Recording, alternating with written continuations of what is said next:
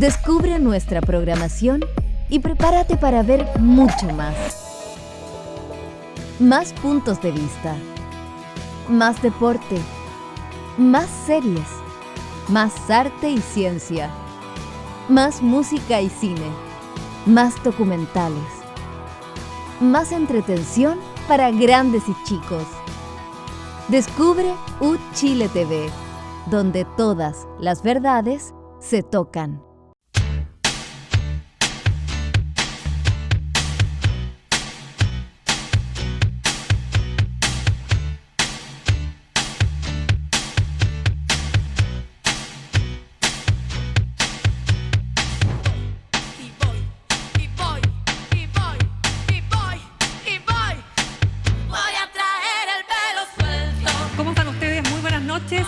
Bienvenidos a un nuevo capítulo de Descabelladas. Con harto tema, no se olviden que este domingo son las primarias oficialistas, así que nos vamos a ir con todo el análisis, pero antes saludo a mis queridas amigas. ¿Cómo estás, Alejandra? Muy bien. Bien, ¿eh? Te veo muy bien. ¿Y tú?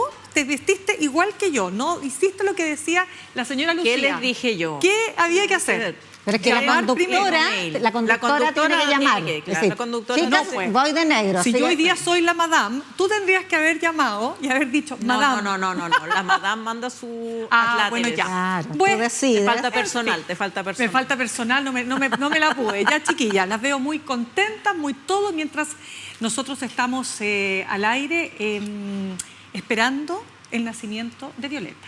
¿Ya? Violeta, la guaguita del estábamos presidente. aquí buscando en las redes noticias, todavía no hay al momento de esta grabación. Al momento de esta grabación, pero... A lo mejor cuando ustedes vean ya... Exacto, ya habrá nacido. Como les decía, esta semana es la semana de las primarias oficialistas de este domingo 29 de junio.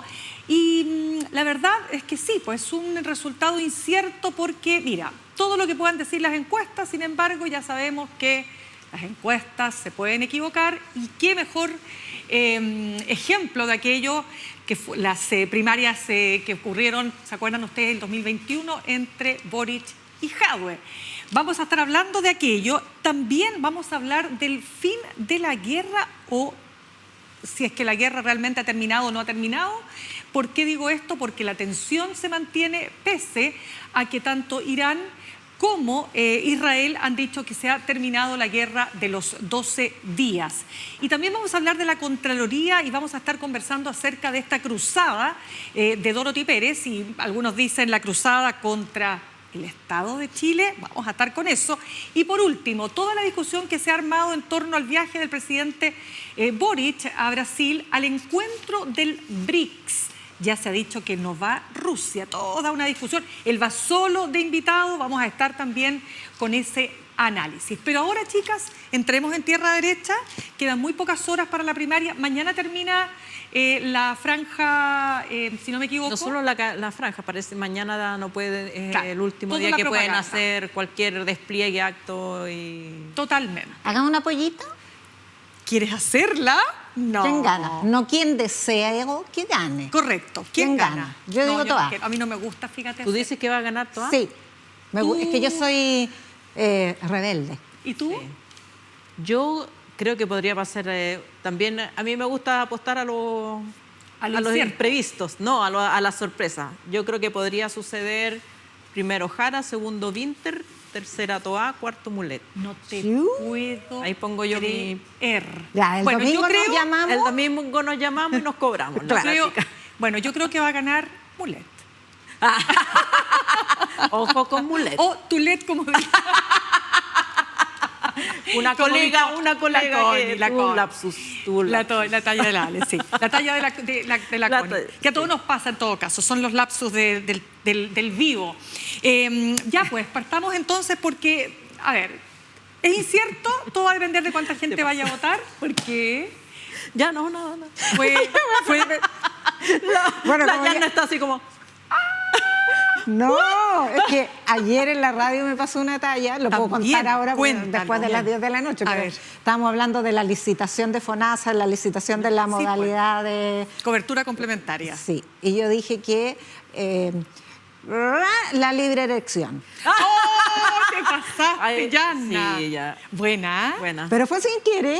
Pero Bueno, sí, a la Pero mi colega compañero de también le pasó programa sin se mató querer. en la risa y tuve todo el programa así como... Pero te diste cuenta ahí en ese minuto, cuando se murió la Sí, risa. po, lo Claro. corregí, de hecho. Bueno, porque la modalidad de libre elección... Quise decir elección, claro que sí. Bueno, pero gajes ya, del oficio. así Se que... caen los aviones. Exactamente. No, pues yo dije que iba a ganar, me pregunta la directora, yo dije, va a ganar Mulet. Ya, no, pero Listo. en serio. No, ves que no me gusta Ya. apostar. Ah, no te gusta. Típico de la misma, No, ni fu ni sí. fa. Ya. Ni chicha ni limonada. No es nada, no es nada, no es chicha ni limona. Ya. ¿Quién quiere partir? No, pero cuenta los datos, pues. ¿Qué datos? Primero los datos. ¿Cuáles son los datos? De la guerra, de los de bombardeos. No, de- pues si ya No, dijimos vamos a hablar ya. de primaria primero. Vamos a hablar de primaria. Concéntrate. Oiga, ya, pues, ¿hasta cuándo? Enchúfate, Yo te dije, Creo que este programa no hay que hacerlo. Ya. Oye, Sacamos ¿qué la datos? grabación. No, Yo no, dije, no. espérate, datos no tengo porque la veda se produjo hace 2 semanas. Han circulado algunas Mira, los encuestas. datos sí. que yo creo que donde respaldo yo mi pronóstico son Dale. los datos que son absolutamente, no representan nada, pero los datos de interacción en redes sociales con los candidatos. Cuente. Jara primero, Vinter 2, Toa tiene mucha presencia pero poca interacción y Mulet ni lo Eso es el uno ni lo Datavoz. otro. La Datavoz mide eso, ¿no? No sé Bueno, quién el lo último, midió, alguien el lo último midió. dato es de Ann Holster, ¿Ya? que dice, bueno, un poco lo que todos pensamos, que con más de 2 millones gana Toa, con 1 millón gana Jara. Correcto. Si esto va a depender de cuánta gente va a votar. Pero lo hace interesante porque ellos hacen simulaciones siempre sobre la base de datos empíricos y esto lo hacen sobre la base de la votación de concejales. Entonces tiene... Pero bueno, aquí vamos Yo creo que popular. ¿Cómo? Especular. Ya, pues no sigamos, pues. Pero, ¿Y qué Yanna, tal? por Ya, Dios. ¿hasta cuándo? Basta. Yo Ya. creo que A ver. desde el punto de vista democrático, a mí me parece muy importante que todos y todas los candidatos respeten el resultado del día anterior. Ahí ya empezaron las especulaciones que si gana tal, va a aparecer, se va a buscar un candidato de emergencia o candidata de emergencia que represente al centro, o si gana la otra, se buscará otro candidato que represente a la izquierda. Yo creo que es un deterioro de la democracia que si hay una primaria, los partidos comprometidos con esa primaria, con el resultado, no respetan el resultado. O sea, ya, ¿por qué vamos a respetar entonces las elecciones en los centros de apoderados? Pues si no sale el candidato mío, Pero ningún me comando... hago pataleta. Ya, pero ningún comando que yo haya escuchado, por lo menos, hay de los presidentes de partido ha dicho que no van a respetar el resultado. La tercera hoy día traía una nota bien infladita, así, preguntándole por estas especulaciones a Analía Uriarte, que parece ser alguien quiere tirarla a ella rechaza la idea, pero hay polvareda. Ya, pero sería un disparo en los pies porque quedarías con la credibilidad por el suelo y ya con la credibilidad que tienen los partidos políticos no creo que lo van a hacer. ¿Yasna?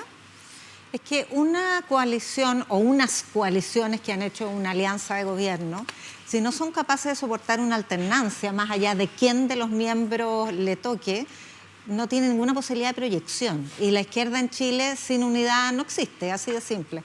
Entonces yo creo que esa es una reflexión que hay algunos miembros de algunos partidos, particularmente el socialismo democrático, que no han hecho. Porque claro, se sienten en cierta libertad, como no son, no digo las directivas de los partidos, han sido completamente serias y claras en decir que se acatará el resultado, porque el honor y la palabra empeñada se honra. Pero efectivamente hay muchos militantes, dirigentes intermedios y no tan intermedios, parlamentarios, etcétera, que se han abierto esa posibilidad y que incluso cuando les preguntan, oiga, si gana Jara, ¿usted va a votar por ella? Te dicen, no me pongo en escenarios hipotéticos. Entonces, ¿qué respuesta es esa? Claro. ¿Te fijas? Sin alternancia o sin vocación y voluntad de alternancia, las coaliciones no funcionan. Y en este caso me temo que es bien débil el, ¿cómo se llama? Espíritu societae de la coalición, porque no tiene, o sea, fíjate que no tiene ni siquiera un nombre. ¿Cómo se llama la coalición de gobierno? Y aquello innombrado, innominado, ¿qué es si no somos capaces de darle una identidad? Qué esotérica. Bueno, ¿Qué pero somos? en estos días ¿Existe vida en otros planetas? también. No te rías, porque tiene mucho sentido lo que estoy diciendo. No, pero mira, déjame decir algo que me parece interesante también de lo que se ha visto en estas horas, en estos días, que tiene que ver con esta suerte como del fantasma o el cuco comunista. Y que tiene elementos, diría yo, objetivos y subjetivos. ¿Qué es lo objetivo? Es objetivo que el PC tiene un doble estándar en materia internacional. Ejemplos que están siempre a la mano: Cuba, Nicaragua, Venezuela. Es objetivo que hasta ahora no se conocen los detalles del programa de Janet Jara, en contraste con los otros candidatos. Es objetivo que cuando el país vivió una violenta convulsión social, el Partido Comunista no se sumó, a diferencia de Gabriel Boric, al Acuerdo por la Paz del 15 de noviembre. Pero es subjetivo decir, y que lo han dicho esos sí los dirigentes del socialismo democrático, algunos de ellos, que otra cosa es encabezar el gobierno con el Partido Comunista. Porque ellos dicen, hemos sido buenos aliados, pero otra cosa es. Y uno se pregunta, ¿pero cómo saben si nunca, hasta ahora, en la historia de Chile, el Partido Comunista ha sido presidente o presidenta? Pero mira, hasta hace 20 años se decía que en Chile no había posibilidad que ganara una mujer la presidencia. No había cabida. Culturalmente no estábamos preparados. Entonces las cosas no ocurren hasta que suceden. O el argumento contra Ricardo Lagos porque era socialista. Claro, que también Chile cómo iba a ganar un presidente de raigambre marxista y que había estado ligado al gobierno de Salvador Allende. Era impensable y sucedió. O sea, Chile tiene peculiaridades y esta podría perfectamente ser una. Lo importante es la reacción de la coalición, de los partidos miembros. Eso es muy importante para la unidad de la izquierda. Ahora, dicho eso, yo ya hice mi apuesta, creo que va a ganar toda. No es lo que deseo, ni diría lo que deseo en un programa de análisis político, pero mira, las primarias hasta ahora siempre han superado las expectativas del mundo periodístico y el mundo político. Siempre hemos pensado que no va a ir tanta gente como finalmente va, incluso desde antes que fueran primarias legales, cuando eran autoorganizadas. Entonces, si eso es así y se cumple la premisa de que a mayor votantes, mayor probabilidad de una candidata al socialismo democrático como Toá, entonces así será. Ya, o sea, usted un tema de números. Los números favorecerían más a Toá que al revés, menos gente, más probabilidades de Jara. Exactamente, porque, a ver, el tema del anticomunismo es real. Es tan real que la propia candidata comunista se descomunistiza. Entonces uno podría decir, hasta ella anticomunista. No es el sentido del anticomunismo como veto a una idea, artículo 8 de ideas que no tengan cabida, porque sabemos que el Partido Comunista tiene una tradición democrática, tiene el problema de que no logra definir una visión en política exterior, pero tiene una tradición democrática internamente a lo largo de la historia, mucho más que el Partido Socialista, de hecho. Durante la Unidad Popular tuvo una política mucho más democrática que la del Partido Socialista altamirano. Entonces, si vamos a ver la conducta histórica, hay algún problema. Pero, efectivamente, la campaña de Chilezuela pega. Y hoy día quien lleva las mejores dotes, atributos de desplegar campañas del terror es justamente la derecha, que sí es anticomunista en Chile, eso de todas maneras. Ale, pero para ti, que es un tema que se levanta desde el socialismo democrático, si gana Jara, lo que se ha señalado es que Kast se va por un tubo, al tiro. ¿Tú ves la posibilidad de que realmente un escenario como ese fortalezca la ultraderecha en Chile, que es la tesis del socialismo democrático? Yo creo que las dos candidatas, o los tres candidatos con más posibilidades, perdón, Jaime Mulet, pero no le veo muchas posibilidades a Jaime Mulet, pero los tres candidatos tienen las mismas posibilidades de perder o ganar frente a la ultraderecha.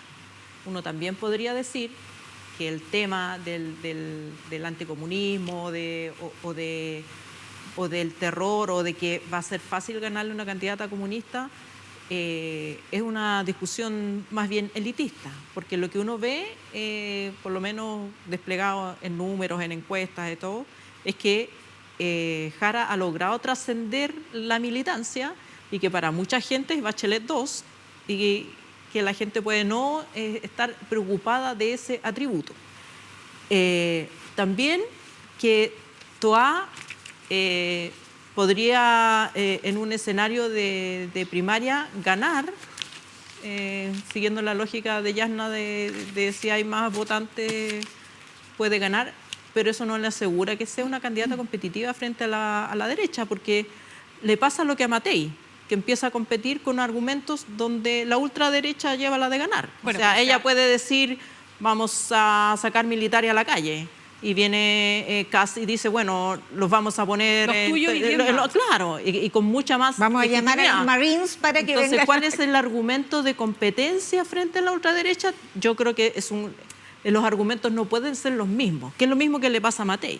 Ya, mira, ese es un punto bien relevante, solo para completar la idea, Alejandra, porque se sigue de lo anterior. Y es lo siguiente, la primaria es para elegir a él o la más representativo de la coalición que llama la primaria, o es para elegir a él o la más competitivo para la primera vuelta. Esa es la gran pregunta, porque para muchos la primaria no es un buen mecanismo para selección de candidatos, justamente porque es más representativa de quienes votan, o sea, de los incondicionales, que de la gran mayoría a la que tienen que acceder. Tenga más atributos como candidato o candidata. Exacto. Ya, ahora, ¿qué es lo que ocurre acá? De todas maneras, y en eso yo sí coincido con el análisis que se hace respecto de Janet Jara. Nosotros la tuvimos acá la semana pasada, ella tiene un montón de atributos. Decíamos que su campaña ha sido, desde el punto de vista simplemente del marketing político, ha sido la más acertada. Pero evidentemente que cuando uno la escucha y cuando uno lee su propuesta o la propuesta del Partido Comunista que está en redes versus la propuesta de Carolina Toá, de Wynter y también de Mulet, la propuesta del Partido Comunista es bastante pobre y débil. O sea, pero por otro lado... Espérame, solo para cerrar el tema. Entonces, ¿qué es lo que me pasa a mí? Que efectivamente es verdad que no conocemos a fondo la propuesta de la candidata Jara respecto, por ejemplo, cómo vamos a reactivar la economía, cómo vamos a hacer crecer al país. Todas esas propuestas que tienen, mira, yo tengo acá las impresiones, sendas hojas, digamos, y de análisis de grupos programáticos que están detrás, entendiendo y tratando de pensar el país que todos queremos construir para el futuro. Entonces, efectivamente, hay ahí un vacío que vamos a tener que ver si es que ella gana, cómo se va a llenar o no. Pero mira, también harta hojarasca sobre el respeto, porque nadie nunca ha ganado por el programa. El programa de, no sé, Ricardo Lago, cuántas páginas tenía, cuánto se llegó a cumplir al final. Lo que importa es el programa de la coalición. Exacto, pero entonces, por eso. La coalición, si el Partido Comunista hiciera un programa sesudo y contundente, la queja sería la contraria. El Partido Comunista quiere apoderarse del país. Entonces yo creo que no es un argumento, me parece, discutible, pero el argumento es cuál es la mejor candidata y la mejor candidata el que esté, o candidato, el que esté también dispuesto a representar a toda la coalición. Yo creo que Jara ha hecho un buen punto ahí. El programa de Toá tampoco lo va a poder su programa ser el que se va a aplicar, porque una vez que gane alguien, ese alguien tiene que concordar. Recién empieza el trabajo programático de la coalición, y ahí entran los grupos y cada cual le pondrá una paginita, una cuestión al programa, que al final, como sabemos, como le ha sucedido al presidente Boric, depende de la fuerza política que tengan en el Congreso, de cuánto pueden hacer o cuánto no pueden hacer, y el programa puede cambiar al mes de que están en el gobierno. Yasna, pero sí hay un tema que es también del objetivo y lo subjetivo. Si gana Jara, pierde la socialdemocracia. O sea, desde el punto de vista de la correlación de fuerzas, evidentemente que el eje se carga hacia el Partido Comunista, evidente, porque gana su candidata, ¿no? Depende con qué discurso gana. Hasta ahora, Janet Jara no ha desplegado un discurso comunista. Por eso digo, si de anticomunismo se trata, ella es la primera anticomunista porque se descomunista en su campaña, descomunistiza. O se descomuniza. Entonces, si gana, yo creo que más bien la reflexión que tiene que hacer el socialismo democrático es qué tipo de selección de candidatos están generando. Porque también le fue muy mal a su candidata presidencial de la vuelta anterior, que es Paula Narváez. No digo, o sea, son personas con todas las competencias y capacidades para el cargo al que postulan, pero ganar elecciones no se trata solo de eso, sino que también de conectar con la gente, de tener atributos de comprender, de escuchar. No se necesita, y en la política se trata de eso también. La política no se trata de tecnocracia. No necesitamos el mejor programa, ni necesitamos las mejores expresiones verbales o polemistas frente a un debate. Se trata de hacer política. Necesitamos una persona que procese las demandas ciudadanas. Eso es hacer política. Y eso lo hace un buen gobierno. Entonces, yo creo que más bien habría que reflexionar acerca de cómo estamos seleccionando los candidatos en el sistema político y qué tipo de perfil y hasta dónde persigue el sistema político la tecnocracia respecto de la política de calle. Ya, pero este tema ha generado tanta tensión respecto de lo que nos llamábamos este fantasma del comunismo, que en una columna de opinión este fin de semana en El Mercurio, Pablo Longueira escribe la primaria oficialista. Y se lo resumo con la siguiente, síntesis de lo que él plantea en su tesis. Él dice, es preferible competir contra Toá que con Jara, incluso correr el riesgo de perder la presidencial, antes que permitir que el PC haga desaparecer a la izquierda democrática, consolidando la hegemonía de la izquierda chilena. ¿Por qué lo hace? Porque él parte esta columna diciendo que ya hay muchos que quieren de las derechas ir a votar para que gane Jara. Y él dice eso es un grave error. Entonces, este tema cruza. Tú me vas a decir, ya, Pablo Longueira de la UDI, sí, pero yo he visto gente de centro levantando esta columna, así haciéndola circular, como diciendo, ojo, cuidado, porque si efectivamente gana Jara, lo que se viene es muy complejo desde el punto de vista de los equilibrios. Ahora, yo creo que hay mucho fariseísmo también en ese debate, porque también, más allá del miedo al comunismo dentro de la propia coalición, porque te creo que haya anticomunismo en la derecha. Por cierto. Pero el Partido Socialista con el Partido Comunista durante gran parte de la transición fueron aliados. El Partido Socialista le abrió la puerta a la concertación al Partido Comunista y el PPD también. Sí, pero es que el PPD es un partido chiquitito. Claro, pero abrió la puerta. Ya, pero sí. Pero en esa alianza los partidos más potentes eran el Partido Socialista con el Partido Comunista. El Partido Socialista conoce al Partido Comunista, han militado juntos, han estado exiliados juntos, han estado presos juntos, se conocen.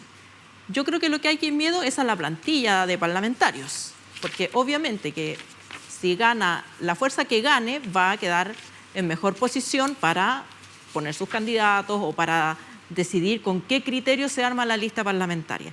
Y ese probablemente es un temor de quienes están en los liderazgos políticos, de sus candidatos, sus parlamentarios, en qué posición van a quedar. Muy buen punto, porque además Pablo Longueira dice lo mismo. Aquí Oye, lo que se viene Pablo Longueira, que está a punto de ir de eso, en todo caso. ¿Puedo pedirle algo a la directora que ponga la cámara donde está sentada Mirna y muestre la cantidad de papeles que tiene desplegados? No, sí, lo impresionante es que encuentran las cuestiones. Los encuentro. Tú sabes que cada una tiene la columna de Longueira y la saca. En este lado, claro. detrás también hay un cuaderno. Hay un cuaderno, hay uno ahí, traje otro arsenal. Es que tú sabes que cada una tiene sus toques, pues. Este es mi toque. Ya, pero mira, dicho todo, porque se nos va acabando el tiempo, chiquillas, para terminar el bloque. Pero digamos que Longueira está a punto de ir preso por el caso Secún. Bueno, vamos a ver efectivamente cómo termina aquello, pero lo planteo solamente porque fíjate que lo que vamos a ver en este fin de semana, primero, qué capacidad de movilización tiene esta centroizquierda y segundo, cuánto pesa el factor del anticomunismo. Objetivo, subjetivo. Elementos objetivos de anticomunismo que pueden estar a la mano, elementos subjetivos como los que yo ya he estado planteando. Y desde ese punto de vista lo que queda esperar efectivamente es que naturalmente la palabra empeñada se tiene que cumplir, y no solo de los presidentes de los partidos. La propia candidata Janet Jara nos dijo a nosotros, al día siguiente me pongo a disposición de la coalición, en el sentido de que soy la candidata de la coalición. Pero vienen otras fuerzas que van a empujar. Y la última pregunta que les hago, el jaduismo, ¿cuánto pesa en el Partido Comunista? Muchísimo. O sea, hoy día, sin ir más lejos, Lautaro Carmona le enmendó la plana a Janet Jara respecto de la violación a los derechos humanos en Cuba. Dijo que no. porque Janet Jara finalmente entendió que tiene que avanzar hacia una definición respecto a Cuba, que no basta con decir si bien es cierto no es menos cierto y entonces yo quiero gobernar Chile y no otro país. Y entonces se pronunció respecto a los derechos humanos en Cuba, en Chile, donde sea. Ya, claro, porque han habido resoluciones además de Naciones Unidas. Y absolutamente, claro. Entonces respecto a Chile también, pero en otras materias. Pero el presidente del partido, que es el mundo, Lautaro Carmona, sabemos, la directiva del Partido Comunista es completamente jaduista, o jadu es lautarista, depende de quién lleve la hegemonía. ¿Cuánto demoraron en proclamar a Janet Jara? ¿Cuánto han tratado de tomar el control de su comando sin lograrlo? ¿En qué sede está el comando Janet Jara, que dijeron que iba a estar en la sede del Partido Comunista? Entonces, ahí hay una distancia que claramente emana de la distancia que siente Jadwe respecto de ella. Entonces, el temor de que el jaduismo se haga parte no es tan exagerado, dices tú. Pero, no sé, porque ella ha logrado mantenerlo a raya. Ha logrado mantenerlo a raya y además Jadwe va a ir al Congreso. Entonces, tampoco puede romper completamente o echar a perder la mesa de cumpleaños porque... sí, los cupos. Ya, pues, ¿se nos acaba el tiempo? ¿La última reflexión, querida? No, yo solamente creo que de mirar el proceso, que ojalá que sea un proceso con mucha participación, yo creo que a ningún candidato le conviene ganar con poca participación, porque queda debilitado. Y que luego se respeten los resultados y que todos se pongan detrás de quien resulte ganador, como ejercicio democrático para reivindicar el valor de la política. Creo que sería un triste espectáculo que al día siguiente empiecen a brotar otros candidatos y digan que la primaria valió poco. Eso me gustó. Ya, nos vamos a ir a un corte y antes de irme al corte quiero contarles lo siguiente. La Maleta del Cine Escondido, cuyo director es Cristóbal Arteaga, un chileno, tiene un ciclo de 4 películas. Todos los martes 23:30 se exhibe por las pantallas de nuestro canal Uchile TV. El triste olor de la carne. La película sigue en un solo día a un hombre que acaba de perder su trabajo y puede perder su casa. Esta es la película que se va a exhibir este próximo martes, ya les decía, a las 23:30 de la noche. Nos vamos a ir a una pausa. No quiero dejar de mencionar, queridas, que tenemos un gran entrevistado en el último bloque. No lo había dicho con anterioridad. Se trata de Ronald McIntyre Astorga. Él es vicealmirante en retiro de la Armada, director de la Academia Nacional de Estudios Políticos y Estratégicos, ANEPE, para analizar todos los detalles que tienen que ver con la configuración geopolítica, pero también la amenaza nuclear a partir del conflicto que se desató en esta guerra de los 12 días entre Israel e Irán. Nos vamos al corte y ya volvemos con ese tema.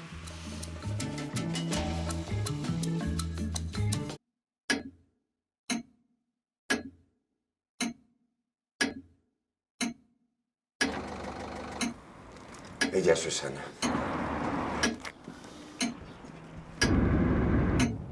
Este no es problema de la máquina. Ese no es.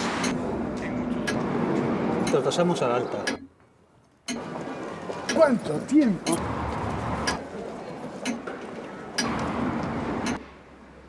Ya, lo siento. Vale, vale. Usted sabe quién soy. 3. Venga, vale, ya.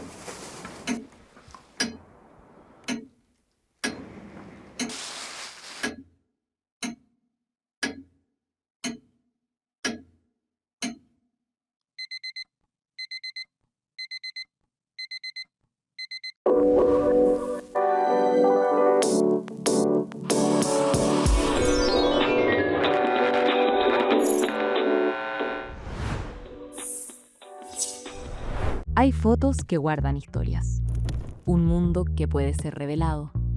Soy Sofía Tupper y te invito cada semana a descubrir los secretos detrás de las imágenes junto a grandes invitados que nos comparten sus fotografías y memorias. Revelados, solo por las pantallas de Uchile TV.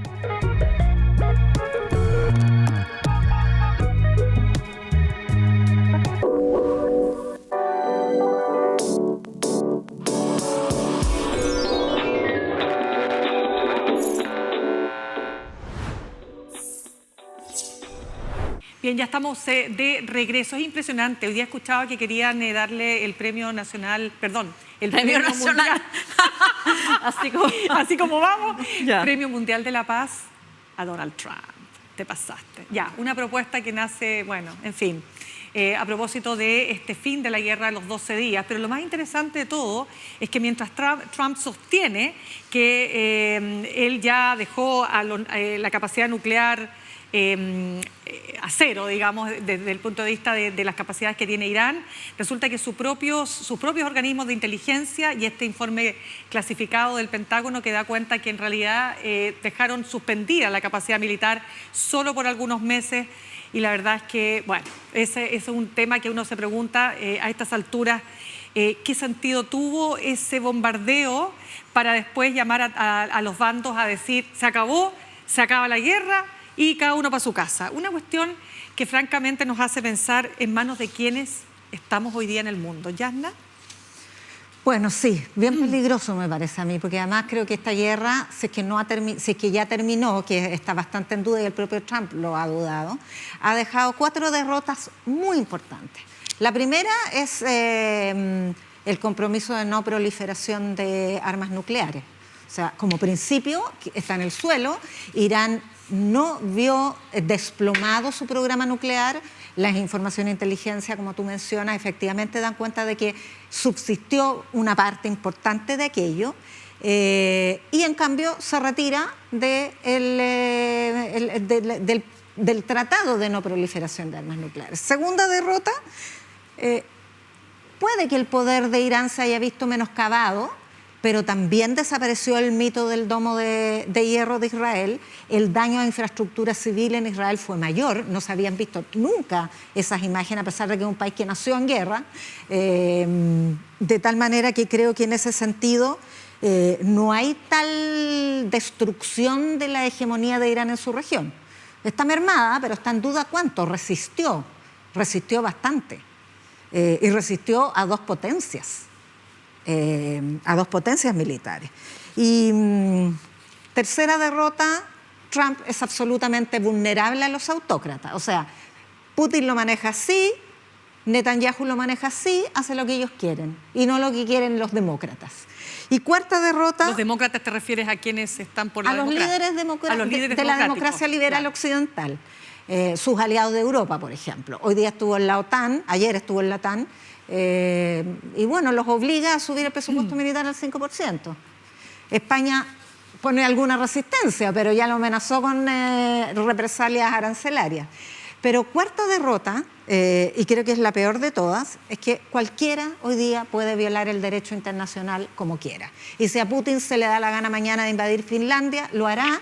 Y si a China se le da la gana mañana de anexarse Taiwán, lo va a hacer. Y si a Bolivia se le da la gana de invadir a Chile, lo va a hacer, o viceversa. O sea, hay principios de la guerra construidos con costos muy altos y de modo muy dificultoso que se vinieron al suelo.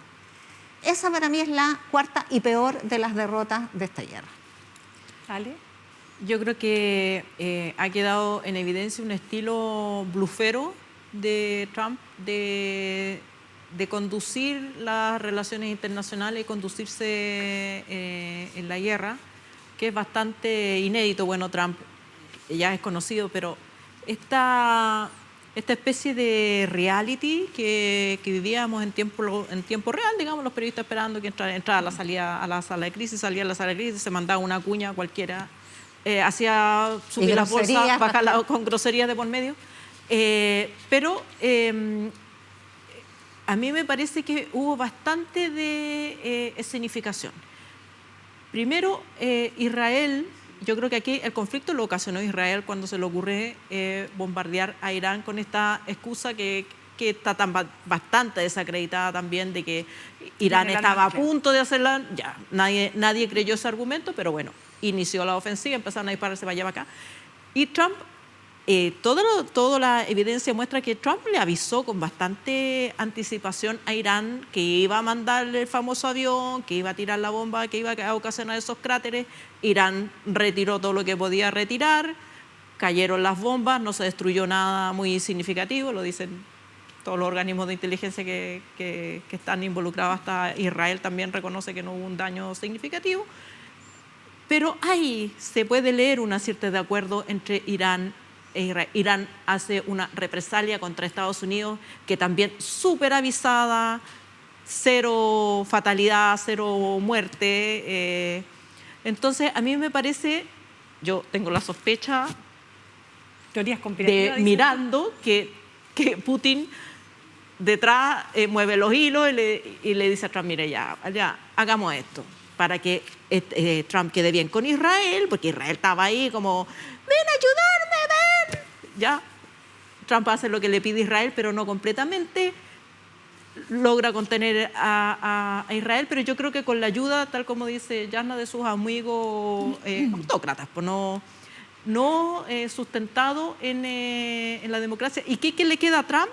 Esta imagen, porque yo creo que sí salió fortalecido Trump al interior de Estados Unidos, esta imagen de que él detuvo, cantinfleo o no cantinfleo, él detuvo una guerra. Pero ojo, que Trump convive con una vertiente aislacionista. El propio vicepresidente por eso, desaconsejó... pero la logró contener, porque había mucho llanto del mundo MAGA que no querían otra guerra, pero no hubo guerra, no hubo desplazamientos de tropas. Entonces logró como que anotarse puntos en todo, y luego llega la OTAN como buen jefe de la mafia a decir 5% todos, porque aquí eso es lo que cuesta la seguridad.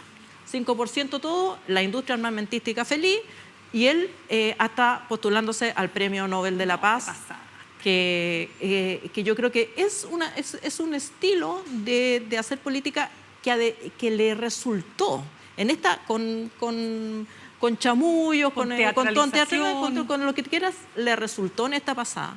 Y Israel ganó también que se desviara la atención sobre Gaza. Había mucha atención antes de este bombardeo y de estas cosas, mucha atención sobre lo que está pasando en Gaza, que Israel continuó con esta redada o asedio a los gazatíes mientras van a buscar comida, que es bastante desgarrador. Continúa ese problema. Entonces, más allá hay un estilo despótico, Augusto Vara lo titula el corporativismo despótico de Trump, que está al alza, y más allá de la queja y todo, en Estados Unidos no se ha logrado armar una oposición suficiente para contener a Trump en este estilo. Y yo creo que eso es lo peligroso. Claro. Yo tengo la impresión de que ya mencioné 4 derrotas que son de principios más que de personas y países. Creo que hay una persona victoriosa y es la persona de Netanyahu, no Israel, claro, no los intereses de la nación Israel, sino que Netanyahu, porque la opinión pública lo acompaña en más del 80% en esta arremetida. Logró, como dice Alejandra, desviar la atención respecto de una crueldad de masacre que ya tenía incluso al primer ministro de Alemania poniéndole lo que ya es mucho, es el aliado más cercano después de Trump que pueda tener, incluso quizás más por razones históricas muy atávicas. Entonces, y él logró además posicionarse como víctima. Sorteó el posible ruptura de su coalición. Él estaba a un tris de desarticular su coalición de gobierno porque los más ortodoxos, los más mesiánicos ya le ponían como freno, y bueno, sigue en el poder con mucha popularidad y mejor que nunca. Claro, a mí lo que más me impacta, fíjate, de lo que vivimos en estos 12 días, que dicho sea de paso, hubo 400 muertos y si no más en Irán. Ojo con esto, porque uno dice, ups, pasó la guerra, como si no hubiese pasado nada y todo esto hubiese sido tremendamente quirúrgico. Y también hubo muertos en Israel, menos por supuesto, pero también los hubo.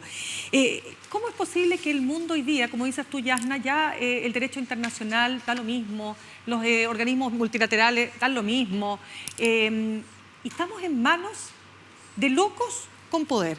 Locos, por decir una palabra, autócratas, personajes que no trepidan en formas para poder implementar sus políticas expansionistas, de poder personal, egos, narcisismos desbordados, te fijas o no, partiendo por el primero de todos, ¿no es cierto?, que es el propio Donald Trump, más allá de este episodio puntual, que estuvo además a punto de echar por tierra su propia promesa de campaña, ¿no?, que no me voy a meter en ninguna guerra, y ahí estaba metiéndose en una. Netanyahu, tal como tú dices, que ha hecho de su lucha contra Hamás, ha hecho una ofensiva que no tiene ningún tipo de límite al punto de generar un genocidio en Gaza. ¿Qué hablar del propio Irán? Irán es una dictadura. Incluso yo hoy día conversaba con un chileno que estuvo justo antes o sea, él había estado viajando, este joven se llama Diego Aro, estaba viajando por Irán cuando viene el bombardeo, y este joven decía que los iraníes que estaban en Irán decían, casi que veían esto como una esperanza para que se acabara el régimen dictatorial que tienen. Entonces, ojo con Irán. Irán tiene otros bemoles, apoya a Hezbollah, apoya a grupos terroristas, y bueno, qué hablar, por cierto, de Putin, ¿no? Que es otro expansionista con un ego desbordado. Y este es el mundo, hoy día el mundo somos ¿cuántos? 7.000 millones de seres humanos, ¿no?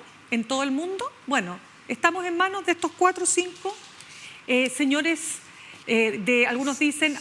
Son verdaderos señores de la guerra, pero en grande. O ingenieros del caos, como le llama alguno. Ya. Déjame agregarte que sí, tenemos 5 guerras en este minuto en simultáneo. El Congo, Sudán, Gaza, la de Irán no sabemos si ha terminado, y por supuesto Ucrania. 5. Bien. Chicas, vamos a estar conversando, yo les decía, con un experto en materias de seguridad en nuestro siguiente bloque, Ronald McIntyre Astorga, vicealmirante de la Armada en retiro, director de la Academia Nacional de Estudios Políticos y Estratégicos, ANEP, así que nos vamos a reservar material para conversar con él. Pero ahora quiero pasar a otro tema que ha sido bien polémico y que dice relación con esta visita del presidente Gabriel Boric a Brasil, con ocasión de un encuentro del grupo BRICS. El grupo BRICS, que conforman varios países, está Sudáfrica, India, China, Rusia. A ver, vamos nombrando que son varios, que están vinculados. 5 más 6. Irán. Bueno, Irán, pero Irán participa como en un... Bueno, Brasil es que anda por el acrónico. A ver, vamos. Brasil. Exacto. Rusia, India, China. Exacto. Y ese es Sudáfrica, que fue el último de los fundadores. Por supuesto, entonces tendría que partir así. Y los otros son como unos medios como satélites, ¿no es cierto?, que van alrededor. Pero bueno, gran polémica, ¿debía o no debía ir el presidente en calidad de invitado? Ojo, no es que va el presidente a firmar el ingreso de Chile al BRICS. Ale Matos. Ya, lo que pasa es que además toca la mala suerte, así como el azar. Justo entre medio, entre aceptar la invitación, el debate político en Chile, si debía ir o no debía ir, sucede la guerra. Entonces, todos los argumentos se extreman. Se resolvió la guerra, porque había un argumento el sábado para en contra que fuera. Había otro argumento el domingo y ahora que se acabó hay otros argumentos. Entonces yo creo que desde el punto de vista de Chile como un país tan pequeño y dependiente de las políticas de los gigantes, tiene que ir porque su primer socio comercial es China y en ese foro participa China. Su aliado político o cercanía política en la región, Brasil, que es un país gigante, es un continente. Otra razón para ir. Si la razón para no ir son los principios, entonces tendría que cortar relaciones con Estados Unidos. En este momento. En este momento, claro. Entonces, creo que los argumentos para no ir chocan con el realismo político que los mismos sectores que le dicen a Boric que no vaya, plantean para tener relaciones con China. No se sostiene, tiene que ir, por supuesto. Hace poco el presidente estuvo en India tratando de abrir puertas de negocios con India, y va a estar a India ahí, por supuesto que tiene que ir, porque además, si uno mira a Chile como estrategia de futuro, mientras más diversificadas estén las relaciones de Chile con los países, más seguro va a estar, porque si hubiera ocurrido, como se esperaba, era un riesgo, que Irán bloqueaba, tú te lo sabes de memoria, el estrecho de Hormuz. El estrecho de Hormuz, si lo bloqueaba, aquí iba a subir la benzina, el pan, el arroz, el transporte, todo, al otro día. Chile puede pasar en cualquier momento, es el país en vía de desarrollo, ser pobre. Subió la benzina en cualquier minuto. 27 pesos me están asoplando en cualquier aquí, minuto. No, pero 27, hubiera subido pero 1000 pesos, no sé. Absolutamente. Entonces, Chile tiene la obligación, o cualquier jefe de Estado, cualquiera, de cualquier signo, a mantener un abanico mayor de relaciones por este mismo riesgo, porque ahora el mundo es un lugar peligroso. Va la pregunta que te la voy a hacer a ti, Yarna, pero antes decir, por ejemplo, los BRICS representan hoy día casi el 50% de la población mundial, 42% del PIB mundial, 28% del comercio mundial, 44% de la oferta de petróleo. ¿Cuál es el tema?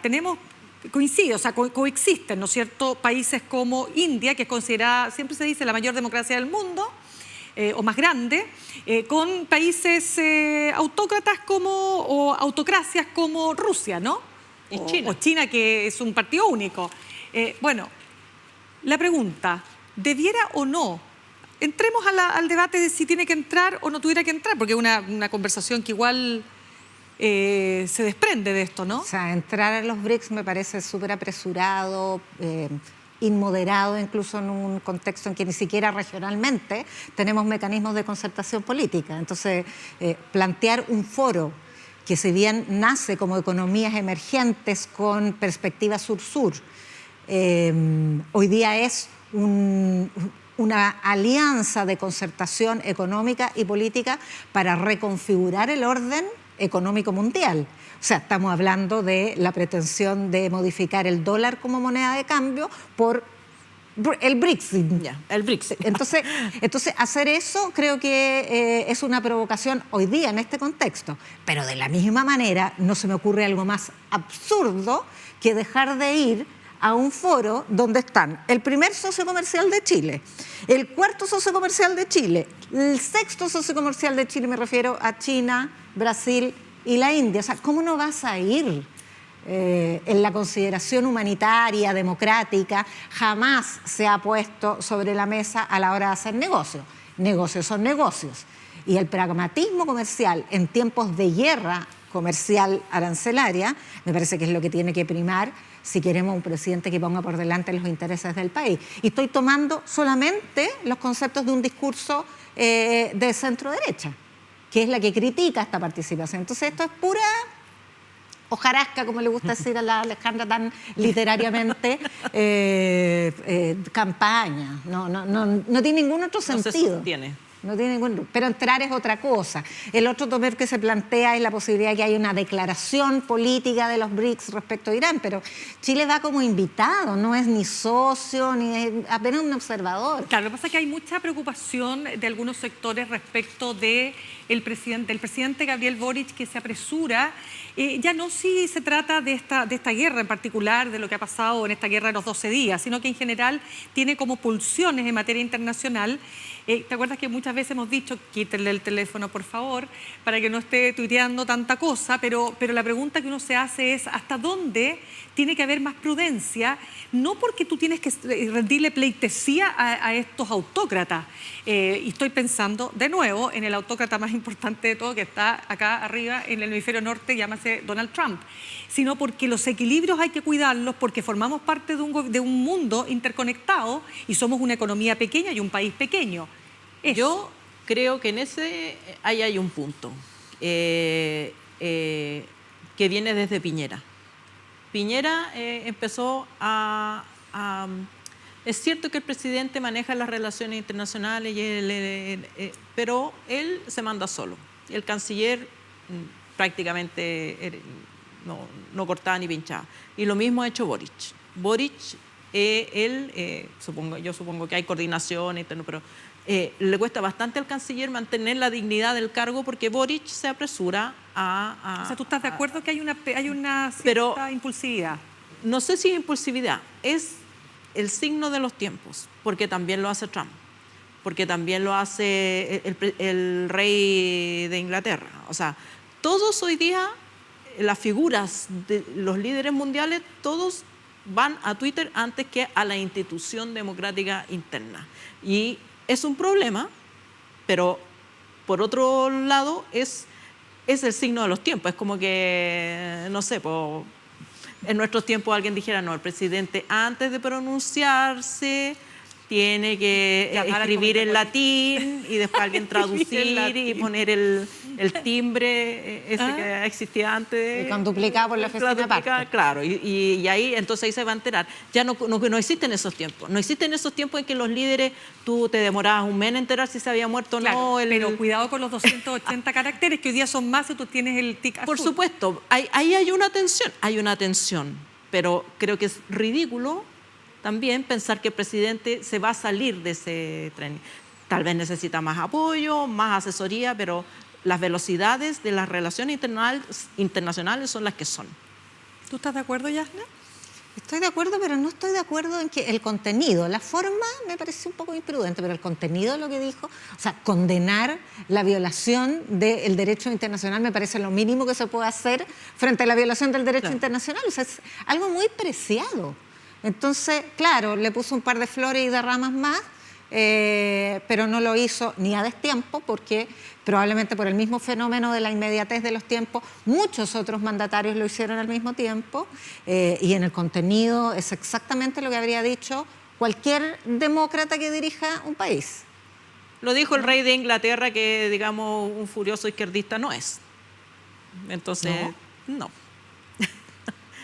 Bueno, me recordé en uno de estos debates del oficialismo de estos días, se le preguntó a Carolina Toá si ella habría contestado el teléfono a Marco Rubio cuando llamó, porque el presidente, ¿qué hizo?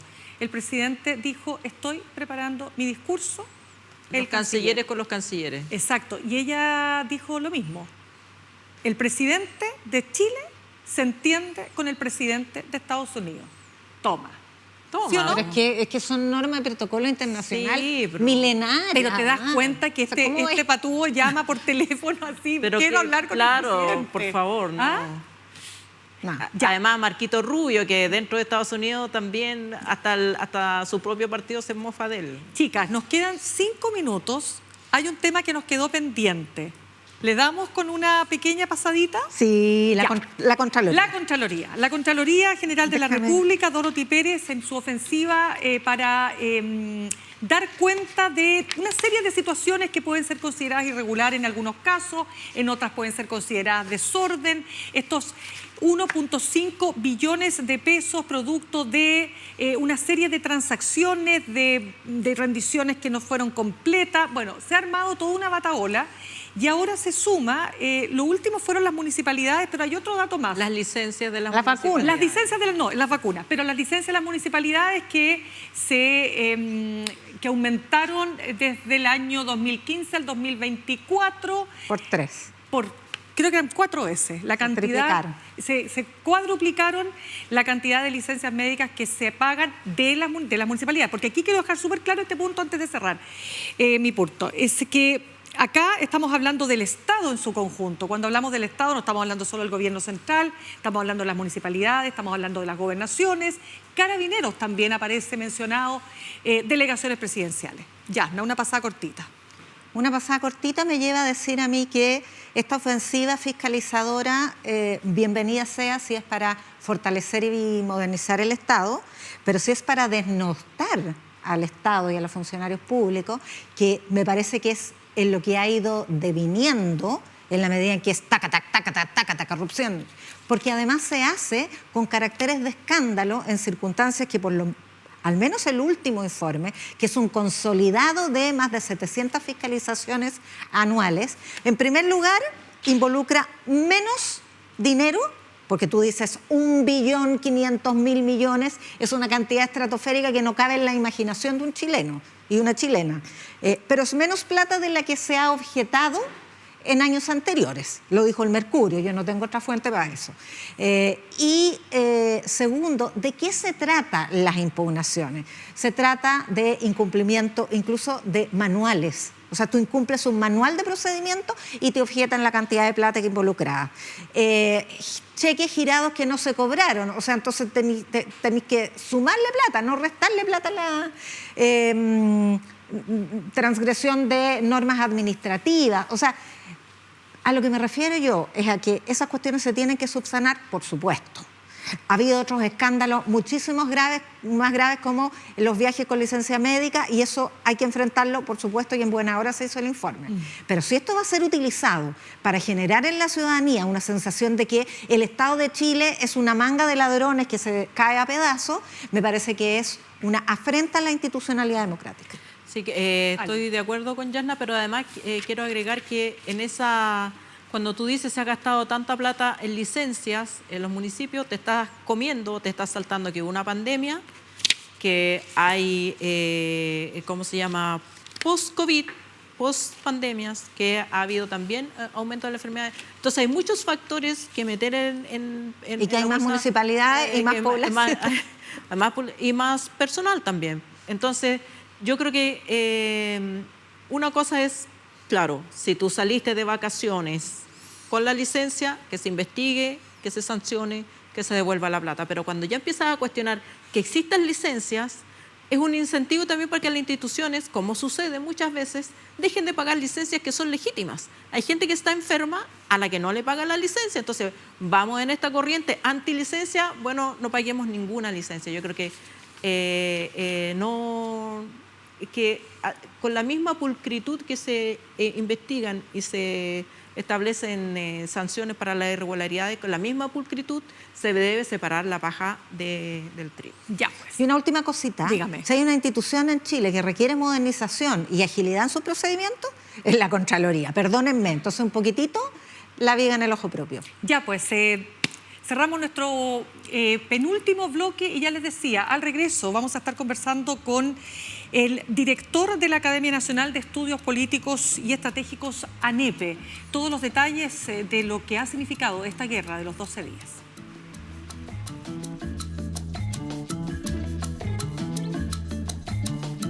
¿Dónde tengo que mirar? ¿Dentro? Mírame a mí. ¿Cierto? Sí, ya. Tenía 6 meses cuando yo llegué a Holanda. Entonces un bébé. C'est quand j'étais adolescente que j'ai ouvert mon dossier d'adoption, qui a toujours été disponible à la maison. Maria Inés, Yankina Upinchumia. By Facebook, it came up. It was something about the Chilean adoptees. There's something who's not right with this. Niños que fueron dados por muertos al nacer, tráfico de menores. De secuestro y adopción ilegal que hubo durante la dictadura de Pinochet. Yo llego a las 11 de la noche a darle pecho a mi guagua, a la otra sala no estaba. Mi guagua no estaba. Que compré, que vendí, que quité guaguas del abrazo de la madre, pruebas no hay. I got a message on my telephone. We found your mother. Wow, they want to speak with you.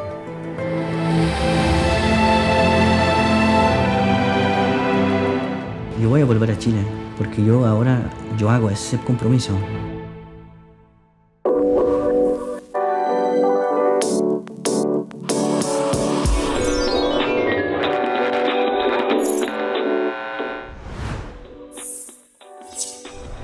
Bien, ya estamos de regreso. Me imagino que ustedes también revisado, leído distintos análisis a nivel internacional para lograr entender lo que pasó en estos 12 días, la llamada guerra de los 12 días entre Israel e Irán. Pero la pregunta que nos hacemos, ¿realmente terminó esta guerra, este conflicto? Y queremos conversar a esta hora precisamente de este y otros temas relacionados con Ronald McIntyre. Él es vicealmirante en retiro de la Armada, director de la Academia Nacional de Estudios Políticos y Estratégicos, ANEPE. Gracias por estar con nosotros. Muchas gracias a ustedes por invitarme. Bueno, partimos con la pregunta. ¿Quién ganó la guerra? ¿Se acabó realmente? Difícil tener una respuesta tan concreta, tan poco tiempo. Va a tomar tiempo, pero por lo menos ya las hostilidades han cesado por un tiempo. Llevamos casi 24 horas, un poquito más diría yo, en que efectivamente el cese al fuego ha estado en efecto. Así que yo creo que esa es una buena noticia. Ahora, ¿cuánto va a durar? Ahora, también hay que considerar de que aquí una violación al cese al fuego es algo súper premeditado. O sea, Necesitas aviones, bombas, misiles balísticos. No es como antiguamente uno hacía un alto al fuego y estaban las tropas al frente, donde de repente una bala loca que salía producía un descalabro. Entonces yo creo que esto va a ser más extenso. O sea, si alguien intenta violar el cese al fuego, tiene que planificarlo. Exactamente. O sea, es muy difícil que sea algo accidental. Pero podría suceder, por ejemplo, que una célula dormida de un grupo terrorista ataque a alguien en Washington. ¿Qué pasaría en ese caso? Bueno, ahí también va a ser muy difícil detectar si efectivamente hay una conexión entre ese grupo terrorista con una acción específica de Irán, por ejemplo. Claro. Pero lo que pasó con la AMIA y lo que pasó con la Embajada de Israel en Buenos Aires, ¿cuánto tiempo se demoró el proceso para determinar efectivamente quién haya sido el culpable? Pero el derrumbe de las Torres Gemelas no necesitaron ninguna verdad para atacar a Irak. Pero acuérdate que no fue primero Irak. Fueron otras partes de Afganistán, fueron otros, los blancos, incluso, si no mal no me acuerdo, creo que hasta en Libia. Entonces, hubo un proceso también de determinar dónde estaba el problema para hacer algunos ataques que eran finalmente símbolos. Inicialmente. Ayer hubo manifestaciones de algarabía, declaraciones de triunfo, tanto en Israel como en Irán. ¿Quién ganó en realidad? A ver, si vamos a los resultados de esta guerra, que le pusieron la guerra a los 12 días, yo creo que finalmente el objetivo que estaba buscando Israel de al menos retrasar el proceso de desarrollo de un arma nuclear de Irán, eso sucedió. O sea, yo creo que efectivamente acá hay una acción directa sobre esa capacidad.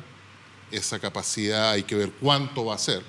Hay que acordarse también que con el tema de Irán, el tema del desarrollo de su armamento nuclear, llevamos más de 20 años. Y han habido una serie de acciones que se han realizado anteriormente para ir atrasando este desarrollo. Por lo tanto, si lo vemos desde ese punto de vista, obviamente que Israel logró el objetivo que era la amenaza que ellos señalaron en forma pública, que era el tema de la amenaza nuclear. Pero a pesar de todos estos informes de inteligencia que han trascendido, que dicen que no parece haber sido de gran magnitud la destrucción. Es muy difícil poder determinar cuánto fue. Y son instalaciones subterráneas donde habían centrífugas que necesitan estar girando unas altas revoluciones, que cualquier desnivelación la dejan absolutamente fuera de línea. Acordarse lo que pasó con el virus Tacnes, esto fue el 2010, que destruyó una serie de estos aparatos y que efectivamente retrasó el programa. Hay que ver efectivamente con un buen BDA, el BDA es la evaluación de daños después del combate, qué fue lo que realmente se afectó, cuánto se afectó y efectivamente ver si esto es más prolongado o fue solamente un atraso. Pero a la luz del tipo de armamento que se utilizó, ¿es probable que la destrucción haya sido suficiente? En cuanto a la producción a las centrífugas, yo creo que tiene que haber sido bastante efectivo. Ahora, hay que ver cuánto de ese uranio enriquecido estaba, dónde está guardado. Ahora, esas son las cosas que se las pregunta ahora. ¿La amenaza era real? Porque, bueno, están ahí todos los clips de Netanyahu diciendo desde el año 95 que Irán estaba a 2 semanas de armar una bomba nuclear. ¿Era así? ¿Existía esa amenaza? Sí, yo creo que sí. O sea, son solamente... A ver, habían desarrollado los vectores, que son todos los misiles balísticos que cayeron sobre Israel. Había una serie de trabajos que estaban haciendo los científicos iraníes para poder desarrollar este armamento. Estaba la capacidad de la centrífuga, o sea, había efectivamente un proceso para enriquecer uranio. O sea, todas esas cosas en conjunto, y además estaba la voluntad, que haya sido declarada en forma pública también, de que Israel no debía existir. Entonces, todas esas cosas uno las va juntando y uno dice, bueno, aquí hay una intención real de hacer daño. Y ante eso, obviamente, que uno no puede arriesgarse. Claro, pero una de las cosas que llama mucho la atención, y ahí surgen todas las teorías conspirativas, ¿no?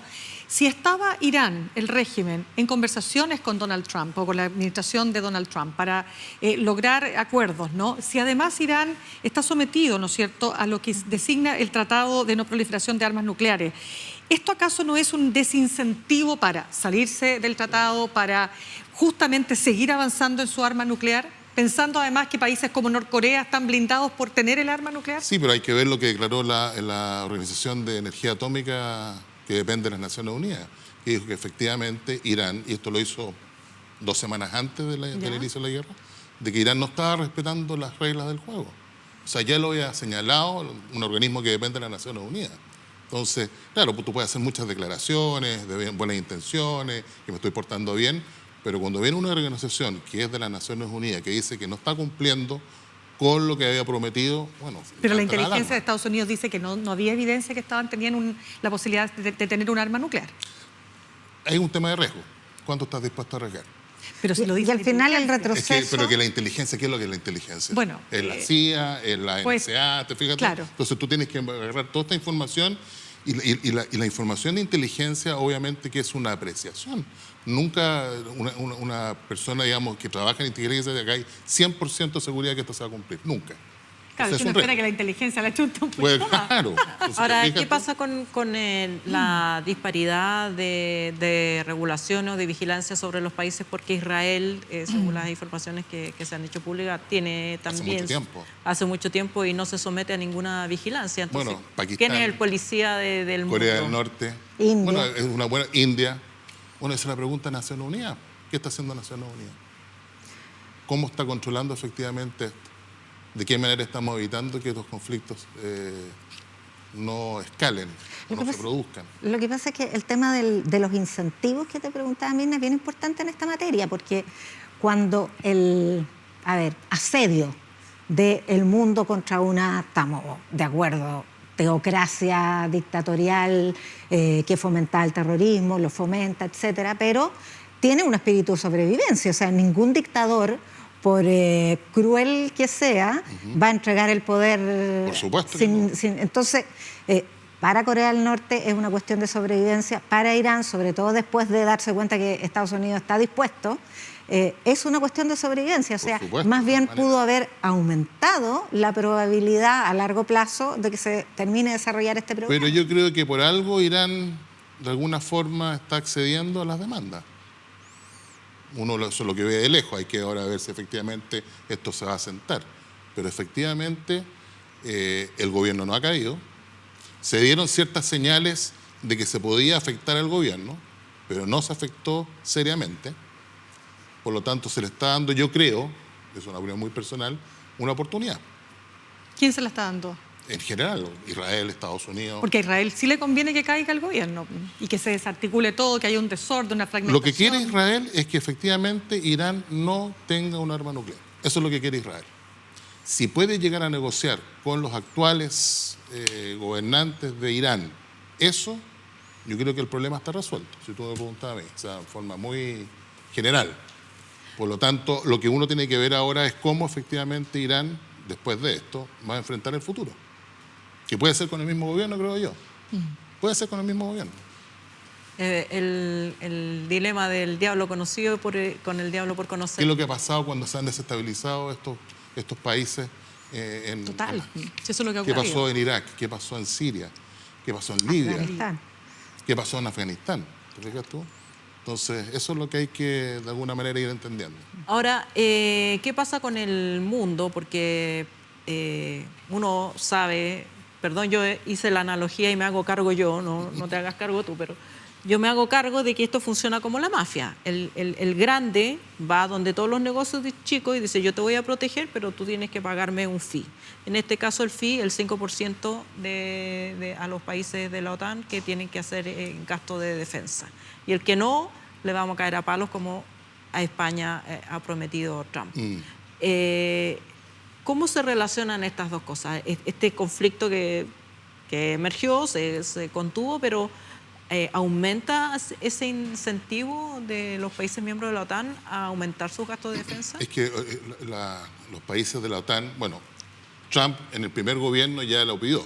Sí. Pidió que subieran. Pero ahora le dijeron que sí. Ahora le dijeron que sí y un 5%. Antiguamente estaban hablando de 2,5, más o menos. Claro. Ahora le dijeron que sí, un 5%. Es que ahora están en guerra. Es que ese es el tema. O sea, la amenaza es real y la amenaza está ahí, está al frente. Entonces, y efectivamente, yo creo que la OTAN, de alguna manera, confió mucho en el soporte de Estados Unidos. Y Estados Unidos, de alguna forma, está diciendo conforme, pero yo necesito que apoyen también, ayúdenme a ayudarlo, entre comillas. Eso es lo que yo creo, interpreto lo que está haciendo Trump, el presidente Trump ahora. y le está exigiendo obviamente que pongan lo que se tiene que poner. Yo creo que también esto es voluntario, yo creo que Europa se está dando cuenta del problema. Yo creo que esto más que una obligación es darse cuenta que efectivamente ellos tienen que dedicar un poco más de su producto para lo que es defensa, lo que antiguamente no era necesario, pero sí a la luz de lo que está pasando ahora se dan cuenta que es necesario. Ahora, entonces, más que una presión, yo creo que también muchos de estos países se han dado cuenta de la real necesidad.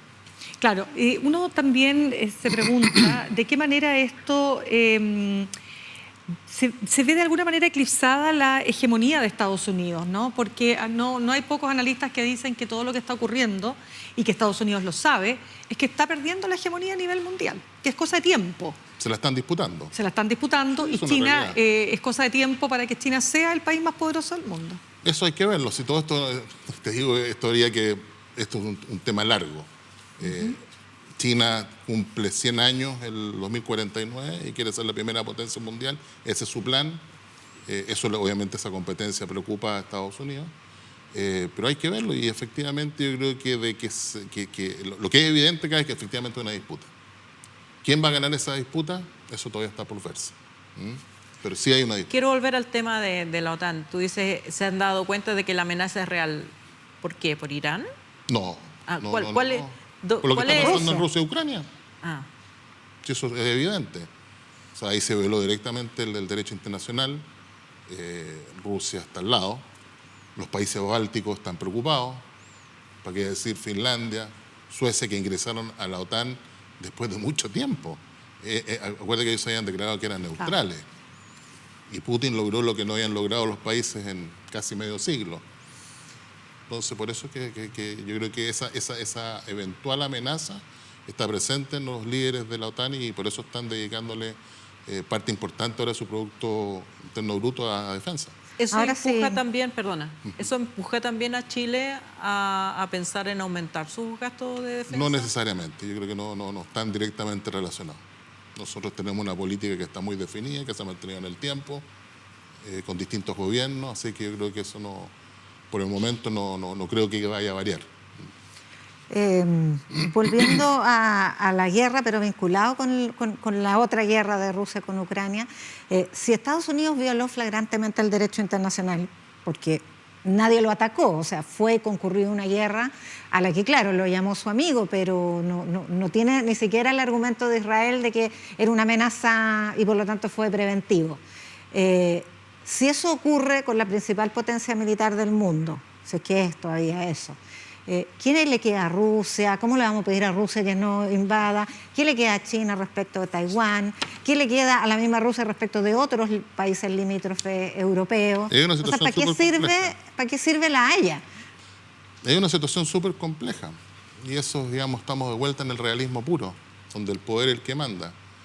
Y siempre va a haber una explicación. Los ataques preventivos o preventivos, de alguna manera, pueden buscar algún soporte legal para justificar su empleo. El mismo secretario general de la OTAN declaró de que no se había violado el derecho internacional hace un día atrás, 2 días atrás. Entonces, esto es muy complicado. Cuando están los intereses nacionales, todo se va diluyendo, todo se va de alguna forma deformando. Pero tú dirías respecto a la historia desde que existe, desde la posguerra, la post-Segunda Guerra Mundial, los convenios de Ginebra, el derecho internacional en materia bélica, ¿tú dirías que este es uno de los peores momentos o recuerdas uno? No, han habido peores. O sea, acuérdate cuando estaban instalando los misiles en Cuba, en el año 62, donde estuvimos a un tris de una guerra nuclear. Se estaban instalando misiles directamente apuntados a Estados Unidos a muy pocas millas de Miami. La misma guerra Corea también fue compleja. Entonces, yo creo que no estamos en los peores escenarios del mundo. Pero sí estamos. Sí es preocupante, sí hay que tener cuidado, sí yo creo que de alguna forma las Naciones Unidas tienen que tener un mayor protagonismo. Algo hay que hacer con las Naciones Unidas para que tengan más efectividad en la prevención de los conflictos. Pasó con India, Pakistán, Ucrania, Rusia, Israel-Gaza, o Israel-Hamás, ahora Israel-Irán. Y no se ve que haya mucha efectividad en la prevención de los conflictos, en que esto no ocurra. Pero acá tú dirías, perdón, que hay rasgos de inestabilidad mucho más acentuados, más estructurales de lo que ha habido en otras etapas. Sí, porque puede ser, pero no es algo dramático. La aparición de China disputando a Estados Unidos, el tema de lo que está pasando con Ucrania y Rusia, el que la guerra haya vuelto a Europa es algo que es súper, súper complejo. La Primera Guerra Mundial fue la guerra que iba a acabar con todas las guerras. Imagínate. Primera Guerra Mundial, Segunda Guerra Mundial, estamos con esto ahora. ¿Y Europa tiene razones para estar preocupada? Sí, por supuesto, yo creo que sí. ¿Por un conflicto bélico? Por supuesto que sí, y por eso están subiendo los gastos en defensa, porque efectivamente tienen que estar más preparados. ¿Y si hay un conflicto, por dónde podría ser ese conflicto? ¿A partir de lo de Ucrania, Medio Oriente? Yo creo que el tema de que el conflicto ahora de Rusia-Ucrania esté insertado en Europa, eso lo hace ser mucho más peligroso, porque hay muchos países que están limitando con estos países. Un error de cálculo, una operación mal hecha, todo eso puede de alguna forma complicar el escenario geopolítico de Europa. Entonces, yo creo que eso es lo más complejo, que la guerra esté de vuelta en Europa. Yo creo que eso... Todo el mundo está, digamos, alejado de esa realidad. No era posible. Ahora, cuando uno gasta más plata en lo que sea, va a querer usarlo. Yo me imagino que cuánta inestabilidad le agrega al mundo el hecho de que las naciones más poderosas estén gastando 5% de su producto en defensa. Bueno, porque por el otro lado produce disuasión. O sea, de alguna manera le presenta al eventual adversario una muralla. O sea, ojo con nuevas intenciones o nuevas iniciativas, porque acá estoy yo. ¿Te fijas? Entonces, también está la contraposición de que mientras exista una disuasión creíble, y la disuasión es la capacidad más la voluntad de empleo, esas son las dos cosas fundamentales para que exista disuasión, de alguna manera yo creo que te va a producir el efecto que está buscando, que es evitar que surja un conflicto. El no tomar acciones, y así lo dice la historia, muchas veces produce el efecto contrario. ¿Cambió algo geopolíticamente en el Medio Oriente después de estos 12 días? Sí, yo creo que sí. El poder de Irán ha quedado efectivamente disminuido. O sea, eso es un hecho. Yo personalmente creo que Irán está muy solo. Hoy. Y antes también. Sí, no salió, nadie. Que es el punto. O sea, China no dijo nada, o manifestó hizo algunas declaraciones. Rusia también hizo declaraciones. Pero si tú me preguntas a mí, Irán con armas nucleares, si era algo cómodo para el mundo, no. Yo creo que nadie se sentía cómodo con esa capacidad en manos de Irán. Pero estaban las vías diplomáticas. ¿Por qué perdió la diplomacia en esta pasada? No sé si perdió la diplomacia, pero cuando tú tienes información clara de que existe esta posibilidad y este riesgo, y a través de la diplomacia no se logran los efectos que tú estás buscando, vienen los otros instrumentos del poder nacional. Y entre eso está la fuerza militar. Pero como te digo, o sea, que esta Organización de Energía Atómica en las Naciones Unidas haya ya informado y declarado de que Irán no estaba cumpliendo con ciertos compromisos, obviamente que eso ya era una alerta bastante importante. Ahora, Israel también sale, y particularmente Netanyahu, hablando del gobierno de Israel, Netanyahu sale fortalecido. Por supuesto. O sea, él logró que una amenaza que era, entre comillas, inminente, al menos está aplazada. Bueno, actualmente hay que determinarlo. Y poner de alguna manera una cortina sobre lo que está pasando en Gaza. Yo no sé si tendrán relación las dos cosas. No, digo, pero, para efectos sí. Su imagen estaba muy deteriorada, a nivel internacional. Pero si hay una relación directa con estas dos cosas. Creo no digo que haya una relación directa. Pero sí produce el efecto. A él le sirve esto, digamos, que es lo que hemos conversado acá, ¿no? O sea, directa también en el sentido que jamás existe gracias a Irán, igual que Hezbollah. Igual que los hutíes en Yemen, o sea, son llamados proxies. Los proxies, sí. Entonces, una vez destruidos o debilitados al máximo, eso... Bueno, sobre todo Hezbollah. Hezbollah en el norte era muy poderoso. Sí. Hay que acordarse de la guerra que hubo con el Líbano. donde incluso un buque de la Armada de Israel fue impactado por un misil lanzado de tierra. Entonces habían capacidades militares bastante avanzadas. Eso, después de lo que pasó el año pasado, ya quedó mucho más disminuido. Entonces, de alguna forma, Israel lo que hizo fue eliminar esa amenaza directa que tenían en la frontera norte y le dio mucho más libertad de acción después para emprender el ataque, digamos, a las instalaciones nucleares iraníes. Ahora, estas imágenes de edificios civiles destruidos en Tel Aviv, en Haifa, en el principal puerto, y de la vulnerabilidad del domo de hierro, que es un mito, también debilita. No es un mito, ¿por qué es un mito? No, ¿qué dices tú? Resultó ser un mito al momento en que llegaron estos misiles de verdad. Pero imagínate, a ver, ningún sistema de armas, yo soy artillero, así que te lo digo como especialista, ningún sistema de armas es 100% efectivo. Eso es imposible. De los 543 misiles que creo que se le lanzaron a Israel, un 89% fue interceptado. O sea, un 11% pudo caer. Hay que pensar cuánto habría sido el efecto si esos 500 hubieran efectivamente impactado en Israel. Entonces, hay que verlo de esa forma. Nunca tú vas a tener un 100% efectividad. Decía el 90. Casi un 90. Y 90 no es malo. No es malo. Se nos va acabando el tiempo. Una última pregunta, chicas. Entonces, ¿para qué me hacen la izquierda? Yo no te he hecho Yo nada. estaba feliz. Tú me dijiste. No, es que volviendo al domo de hierro, digo un mito, porque por la imagen, o sea, comunicacional y políticamente, ver que sí entraron misiles, más allá de que tiraron 1000 y que el porcentaje, digamos, la tasa de efectividad fue baja, son imágenes que nadie recuerda. Yo no recuerdo. Lo que pasa es que también hay que considerar acá que a ver, el domo de hierro es la parte más cercana de la defensa antiaérea de Israel. Son 3 capas. Sí. Estamos el domo de hierro, Onda de David, y después está la Road 2 y 3, que están mucho más altos. Entonces, y lo que estábamos acostumbrados nosotros a ver eran las acciones del domo de hierro contra los cohetes que se lanzaban de Gaza, que son muy rudimentarios. Y yo te concuerdo contigo que efectivamente la probabilidad de impacto era mucho mayor. Ahora estamos hablando de 500 y tantos misiles que se te están cayendo sobre tu cabeza. ¿Y les quedarán misiles? Yo creo que les deben quedar muy poco. ¿Y a Israel le quedarán también estos misiles que interceptan? No sé, ayúdame con yo me refería a Irán. Yo creo son las dos preguntas. Sí, yo creo que efectivamente hay un tema de desgaste y eso es preocupante también. De ambos lados. De ambos lados. Yo creo que Irán está más complejo porque la Fuerza Aérea Israelí además atacó muchos objetivos de lanzadores que estaban ya desplegados. Entonces, esa capacidad yo creo que fue seriamente afectada.